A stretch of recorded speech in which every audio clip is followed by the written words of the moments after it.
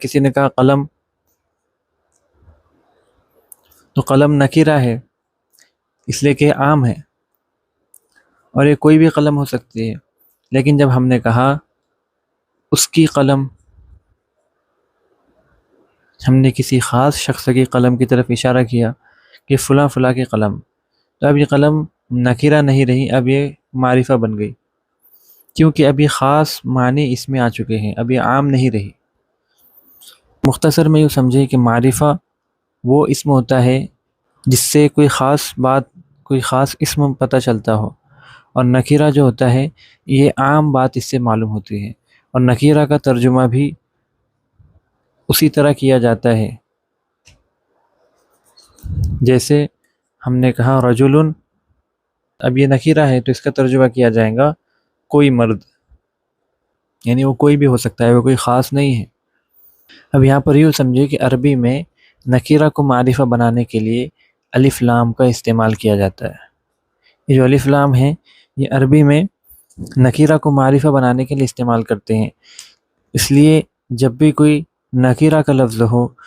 تو اس کو معرفہ بنانا ہو تو اس پر الف لام داخل کیا جاتا ہے۔ جیسے یہ ہے رجل، یہ نکیرہ کا اسم ہے، اب اس پہ ہم نے داخل کر دیا الف لام، اور یہ ہو گیا الرجل۔ تو اب اس کا ترجمہ کوئی مرد نہیں ہوگا، اب اس کا ترجمہ ہو جائے گا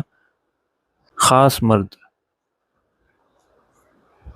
عام طور پر ہم اس کو ترجمے میں خاص تو نہیں لکھیں گے، لیکن ہم اس سے مطلب یہ مراد لیں گے الرجل سے کسی بھی مرد کی بات نہیں ہو رہی،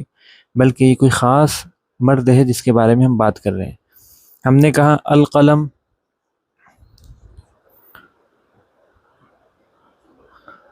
تو اب یہ کسی بھی قلم کی بات نہیں ہو رہی، بلکہ کوئی مخصوص قلم کی بات ہو رہی ہے جس کے بارے میں ہم بات کرنا چاہتے ہیں۔ اس سے یہ بات سمجھ میں آتی ہے کہ عربی میں نکیرہ کو معرفہ بنانے کے لیے الف لام کا استعمال کیا جاتا ہے۔ تب آپ سمجھ گئے ہوں گے کہ جب بھی کسی اسم پر الف لام ہو تو وہ اسم معرفہ ہوگا، لیکن اس سے یہ بات ثابت نہیں ہوتی کہ کسی اسم پر اگر تنوین ہو تو وہ اسم نکیرہ ہوگا۔ عام طور پر قاعدہ تو یہی ہے کہ نکیرہ